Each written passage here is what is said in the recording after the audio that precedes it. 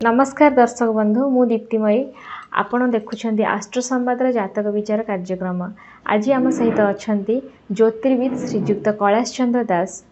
नमस्कार दर्शक बंधु आरंभ करुँ आस्ट्रो संवाद स्वतंत्र कार्यक्रम जातक विचार को आसतु जो मैंने आमको जातक आप व्हाट्सएप माध्यम पठाई से जातकर विचार तार समस्या समाधान विषय आम आज आलोचना करूँ एवं जो मानकर जातक विषय किसी जानवर अच्छी से आमको दि जा स्क्रीन नंबर रे नाम जन्म तारीख जन्मस्थान एवं तीनोटी मुख्य समस्या विषय लिखि जनातु आम प्रत्येक रविवार द्वारा आपण जातकर विचार करूँ तार समस्या और समाधान विषय आपन को जनाबी।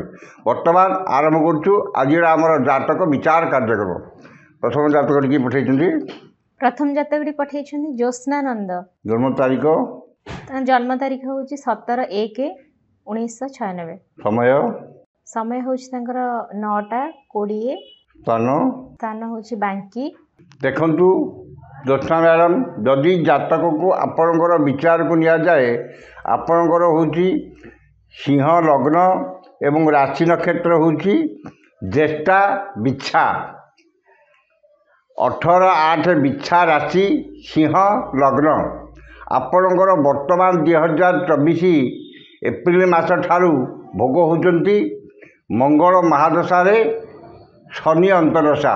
मंगल एवं शनि उभय शत्रुकारक ग्रह उभयंकर बिल्कुल पड़े नहीं एवं शनि होती आपणकर रोग ऋण एवं शत्रु ये तीनोटी स्थान ग्रह एवं विवाह बा स्वामी ये स्थान ग्रह गुरी आपणकर मंगल महादशा मंगल आपणकर राजयोग ग्रह किंतु शनि आपणकर होती जातक पाई मुख्य अशुभ ग्रह किंतु शनि आपणकर अशुभ कारक ग्रह एवं शनि आपणकर अवस्थान करछंती शनि आपणकर अवस्थान करछंती सप्तम शनि अवस्थान करछंती। तेणुक मंगल शनि पड़ा दिन ठारू 2024 मसीहा जुलाई मास ठारू आपणकर स्वास्थ्यगत समस्या रहिबो। कौ समस्या कौ रोग रहिबो ना गैस प्रोब्लेम पेट काटी काटी हवा खाइबा इच्छा नवा वायु रोग बात रोग ये प्रोब्लेम रहा गोड़ हाथ घोड़ा बिंधा जॉइंट पेन आर्थराइटिक्स ये सब जिनस आप स्वास्थ्यगत समस्याटी तेणु आपंकर जातकर लग्नाधिपति रवि रही षष्ठ स्थान में शत्रु घरे मकर अवस्थान कर लग्नाधिपति जदि आपणकर लग्न होती आपणकर स्वास्थ्य चालीचलन व्यवहार मानसिक पारिवारिक शांति एवं आसन्न विपद रक्षा करने ग्रह होती आपणकर रवि सी षष्ठे प्लेसमेंट भल अच्छे षष्ठे रवि उत्तम फलदायक है किंतु जेहेतु षष्ठे रही सी आपन को स्वास्थ्य सपोर्टिंग देवे ना ये समय आपन को स्वास्थ्य से सपोर्टिंग देवे ना तेणुक आपणकर स्वास्थ्यगत समस्याटी सेकेंड थिंग पचार आप पारिवारिक समस्या शनि होती आपणकर बह बा स्वामी स्थान ग्रह तेणुक बह शनि जेहेतु आपणकर रही सप्तम स्थान में बह स्थान में असुविधा हम आपणकर स्वामी स्त्री भितर टे मतभेद बा फाट सृष्टि हम एवं देह खराब पारिवारिक शांति आपणकर वर्तमान रहा। तेणुक ये जिनस समाधान आपण गोटे माणिक्य आपण निजर ओजन अनुसार माणिक्यटी लगे रक्त प्रवाह गोटे धारण करेंगे एवं शनिकर गोटे कवच धारण करी रविंकर मंगलकर एवं शनिकर ये तीनोटी मंत्र सकाଳେ संध्यारे पठन कले आपणकर पारिवारिक समस्या स्वास्थ्यगत समस्या एवं आपणकर जो स्वास्थ्यगत समस्या एवं वृत्तिगत समस्या मानसिक पारिवारिक शांति ये सब अक्षुण्ण रही समाधान बाहर आपको करूँ एवं शुभ समय देखी ये माणिक्य प्रमाण एवं शनिकर कवच तीनोटी धारण करेंगे ताको भल भाव में शोधन संस्कार प्राण प्रतिष्ठा पूजा करी सकाळे संध्यारे मंत्र पढ़ु निश्चित भाव में ये समस्या आप मुक्त हे। परवर्ती जातकटी पठाई श्रद्धा मुदुली जन्म तारीख हूँ 30/3/1988। समय हूँ 12:17। स्थान हूँ भुवनेश्वर। से जानवा चाहिए विवाह एवं कर्म एवं पारिवारिक स्थिति किपरि रहिबो। देखु श्रद्धा मैडम जदि आपण जातक को विचार करा जाए बा देखा जाए आपणकर हूँ मिथुन लग्न राशि नक्षत्र है 10/5 ମଘା ସିଂହ। ଆପଣଙ୍କର ଜାତକର ମୁଖ୍ୟ ପଚାରୁଛନ୍ତି ବିବାହ ସ୍ଥାନର ଗ୍ରହ। ବିବାହ ସ୍ଥାନର ଗ୍ରହ ସପ୍ତମାଧିପତି ଆପଣଙ୍କର କର୍ମାଧିପତି ବୃହସ୍ପତି ଅଷ୍ଟମରେ ଅବସ୍ଥାନ କରିଛନ୍ତି। ବିବାହ ଏବଂ କର୍ମ ଏ ଦୁଇଟି ସ୍ଥାନରେ ବୃହସ୍ପତି ଅଷ୍ଟମରେ ରହିଲେ ଅଶୁଭ ଫଳ ଦିଅନ୍ତି ଏବଂ ସେ ଅଷ୍ଟମରେ ରହିଥିବା ହେତୁ ଆପଣଙ୍କର ଜାତକରେ ଯାବତୀୟ ଖରାପ କରିବେ। ବିବାହ ହେଲେ ମଧ୍ୟ ଭାଙ୍ଗି ଯାଇପାରେ କିମ୍ବା ବିବାହରେ ଅଶାନ୍ତି ସୃଷ୍ଟି ହୁଏ କିମ୍ବା ଡିଭୋର୍ସ ହୋଇଯାଇପାରେ। ପାରିବାରିକ ଶାନ୍ତି ଆପଣଙ୍କର ବୃହସ୍ପତିଙ୍କର ଯେପର୍ଯ୍ୟନ୍ତ ପ୍ରତିକାର କରିନାହାନ୍ତି ସେ ରହିବ ନାହିଁ। ଏବଂ ଆପଣ ପଚାରୁଛନ୍ତି ଦ୍ୱିତୀୟ ଜିନିଷ ଆପଣଙ୍କର ପଚାରୁଛନ୍ତି ବୃତ୍ତି ବା କର୍ମ ବା ଚାକିରି। ଆପଣଙ୍କର କର୍ମାଧିପତି ମଧ୍ୟ ବୃହସ୍ପତି, ସେ ମଧ୍ୟ ଅଷ୍ଟମରେ ବିବାହ ସପ୍ତମାଧିପତି କର୍ମାଧିପତି ବୃହସ୍ପତି ଯେହେତୁ ଅଷ୍ଟମରେ ଅବସ୍ଥାନ କରିଛନ୍ତି, ତେଣୁକରି ଆପଣଙ୍କର ବିବାହରେ କର୍ମରେ ଭଲ ଚାକିରି ପାଇବେ। ଯେହେତୁ କର୍ମାଧିପତି ବୃହସ୍ପତି ଅଷ୍ଟମରେ ରହିଛନ୍ତି ଏବଂ ବୃହସ୍ପତିଙ୍କର ସେ ହେଉଛି କର୍ମସ୍ଥାନଟା ହେଉଛି ତାଙ୍କର ନିଶି ଗୃହ। ବୃହସ୍ପତିଙ୍କର ଦୁଇଟି ଗୃହ, ଗୋଟିଏ ହେଲା ଧନୁ, ଗୋଟିଏ ହେଲା ମୀନ। ଧନୁଟି ହେଲା ତାଙ୍କର ଦିବସ ଗୃହ ଏବଂ ମୀନଟି ହେଲା ତାଙ୍କର ରାତ୍ରି ଗୃହ ବା ନିଶି ଗୃହ। ତେଣୁକରି ନିଶି ଗୃହରେ ସେ ହେଉଛନ୍ତି କର୍ମାଧିପତି ଏବଂ ଅଷ୍ଟମରେ ବୃହସ୍ପତି ରହୁଥିବା ହେତୁ ଏବଂ ଅଷ୍ଟମ ସଂଖ୍ୟା ବୃହସ୍ପତିଙ୍କ ଗୋଟେ ଯୋଗକାରକ ହେଉଥିବା ହେତୁ କର୍ମସ୍ଥାନରେ ଆପଣଙ୍କର ଭଲ ଚାକିରି କରିବେ। କିନ୍ତୁ ଭଲ ଚାକିରି କଲେ ମଧ୍ୟ କର୍ମସ୍ଥାନରେ କିଛି ନା କିଛି ଅଶାନ୍ତି ସବୁବେଳେ ଲାଗି ରହିବ ଏବଂ ଆପଣ ଯେଉଁଟା କାମ କରିବେ ଯେ କେତେ ଭଲ କାମ କଲେ ମଧ୍ୟ ଆପଣଙ୍କର ଉପରିସ୍ଥ ପଦସ୍ଥ କର୍ମଚାରୀ ଆପଣଙ୍କ କର୍ମରେ ସନ୍ତୁଷ୍ଟ ହେବେ ନାହିଁ ଏବଂ ତାଙ୍କ ସାଙ୍ଗରେ ଆପଣଙ୍କର ଟିକେ ମତଭେଦ ଘଟିବ। ଏବଂ ବିବାହ ସ୍ଥାନ ଗ୍ରହ ଯେହେତୁ ଦିବସ ଗୃହର ଅଧିପତି ଗ୍ରହ ସେ ମଧ୍ୟ ବୃହସ୍ପତି ଅଷ୍ଟମରେ ଅବସ୍ଥାନ କରିଥିବା ହେତୁ ସେ ଆପଣଙ୍କର ବିବାହ ସ୍ଥାନରେ ଟିକେ ଡିଷ୍ଟର୍ବାନ୍ସ ହେବ। ଆପଣଙ୍କ କଥା ଆପଣଙ୍କ ସ୍ୱାମୀକି ଭଲ ଲାଗିବ ନାହିଁ ବା ତାଙ୍କ କଥା ଆପଣଙ୍କୁ ଭଲ ଲାଗିବ ନାହିଁ। ପରସ୍ପର ଭିତରେ ଶତ୍ରୁକାରକ ହେଇଯିବେ। ଏବେ ବିବାହ ସ୍ଥାନରେ ପାରିବାରିକ ଶାନ୍ତି ଆପଣଙ୍କର ଠିକ୍ଠାକ୍ ରହିବ ନାହିଁ। ପାରିବାରିକ ସ୍ଥିତି ଟିକେ ଟଳମଳ ହେବ ଏବଂ ସ୍ୱାସ୍ଥ୍ୟଗତ ଯଦି ଆପଣ ଦେଖାଯିବ ସ୍ୱାସ୍ଥ୍ୟଗତ ସମସ୍ୟା ବୁଧ ଆପଣଙ୍କର ରହିଛନ୍ତି ପୂର୍ବ ଭାଦ୍ର କୁମ୍ଭ ଏବଂ ରହିଛନ୍ତି ସେ ମଧ୍ୟ ରହିଛନ୍ତି ଆପଣଙ୍କର ନବମ ସ୍ଥାନରେ ରହିଛନ୍ତି ବୁଧ ନବମରେ ପ୍ଲେସମେଣ୍ଟ ଭଲ ହେଲେ ମଧ୍ୟ ସେ ରହିଛନ୍ତି ପୂର୍ବ ଭାଦ୍ର ନକ୍ଷତ୍ରରେ ବା ବୃହସ୍ପତିଙ୍କ ନକ୍ଷତ୍ରରେ ବୁଧ ରହିଥିବା ହେତୁ ସ୍ୱାସ୍ଥ୍ୟଗତ ସମସ୍ୟା ଟିକେ ରହିବ। ଏବଂ ଏବେ ଆପଣଙ୍କର ଚାଲିଛନ୍ତି ଚନ୍ଦ୍ର ମହାଦଶାରେ ରବି ଅନ୍ତର୍ଦଶା।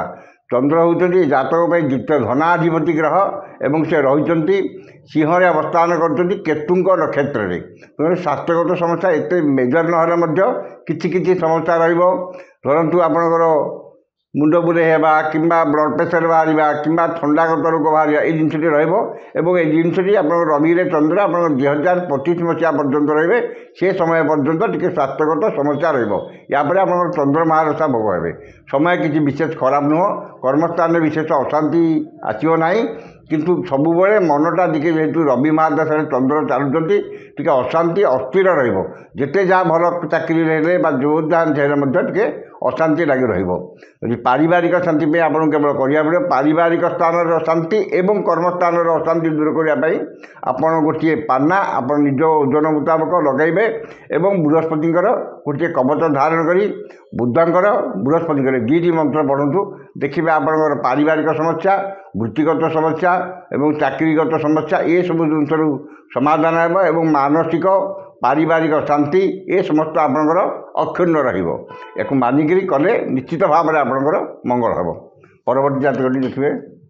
ପରବର୍ତ୍ତୀ ଜାତକଟି ପଠାଇଛନ୍ତି ସୋନାଲି ବେହେରା। ଜନ୍ମ ତାରିଖ ହେଉଛି 5/4/2004। ସମୟ ହେଉଛି 1:12। ସ୍ଥାନ ଭୁବନେଶ୍ୱର। ସେ ତାଙ୍କର ବିବାହ ଏବଂ ଚାକିରି କେବେ ହେବ ଏବଂ ପାରିବାରିକ ସ୍ଥିତି କିପରି ରହିବ ସେହି ସମ୍ବନ୍ଧରେ ଜାଣିବାକୁ ଚାହିଁଛନ୍ତି। ଦେଖନ୍ତୁ ସୋନାଲି ମ୍ୟାଡ଼ାମ୍, ଆପଣଙ୍କର ବୟସ ବର୍ତ୍ତମାନ ହେଲା ଜମା 20 ବର୍ଷ। 2004 ମସିହାରେ ଜନ୍ମ। ଆପଣଙ୍କର ରାଶି ନକ୍ଷତ୍ର ହେଉଛି 13/6 ହସ୍ତା କନ୍ୟା, ଲଗ୍ନ କର୍କଟ, ଚନ୍ଦ୍ର ମହାଦଶାରେ ଜନ୍ମ ଏବଂ ଚନ୍ଦ୍ର ଲଗ୍ନରେ ରହିଛନ୍ତି ବା କର୍କଟରେ ଅବସ୍ଥାନ ଚନ୍ଦ୍ର ରହିଛନ୍ତି ତୃତୀୟ ସ୍ଥାନରେ। ଆପଣଙ୍କର ବର୍ତ୍ତମାନ ଚାଲୁଛନ୍ତି ରାହୁ ମହାଦଶାରେ କେତୁ ଅନ୍ତର୍ଦଶା 2025 ମାର୍ଚ୍ଚ ମାସ ପର୍ଯ୍ୟନ୍ତ 25/3/2025 ପର୍ଯ୍ୟନ୍ତ ଚାଲୁଛନ୍ତି। ଆପଣ ଟିକେ ଜିଦଖୋରିଆ ସ୍ୱଭାବର, ଯେଉଁଟାକି 20 ବର୍ଷ ବେଳରୁ ଆପଣ ଟିକେ ପିଲାଦିନ ମଧ୍ୟ ଆପଣ ଟିକେ ଜିଦଖୋରିଆ ଟିକେ ସ୍ୱଭାବର ଏବଂ ଆପଣଙ୍କୁ ସବୁବେଳେ ଥଣ୍ଡା ରୋଗ ଲାଗି ରହୁଛି। टिके कौन गाधे पकड़े टिके थंडारे बुरीगले टिके थंडा जिन खाइला आपको बारंबार थंडा लगे आप पचार आपणकर पारिवारिक समस्या कौन हम पारिवारिक विवाह केवे हम एवं पारिवारिक समस्या पारिवारिक ठीक ठाक रहे आपणकर सप्तमाधिपति अष्टमाधिपति ग्रह शनि द्वादश अवस्थान कर शनि आपणकर बह स्थान ग्रह एवं से सप्तमाधिपति अष्टमाधिपति हो रही मिथुन अवस्थान कर आद्रा मिथुन अवस्थान कर राहु नक्षत्र अवस्थान कर मिथुन द्वादश अवस्थान कर गोटे बह सब ठीक ठाक ही भांगी जापे किंबा आपणकर बह आप भल पाऊे कि कौन करुवे से बह ब्रेकअप हो पारे भांगी जापे एवं बह आपणकर राहुरे केतु चलती 2025 मार्च ठार 2028 पर्यंत राहुरे शुक्र आसवे से समय आपणकर 25 ରୁ 28 भितर आपणकर बहटी संपन्न हो एवं बह स्थान में गोटे बह फिक्सेसन भांगिला बहटी आपणकर संपन्न हो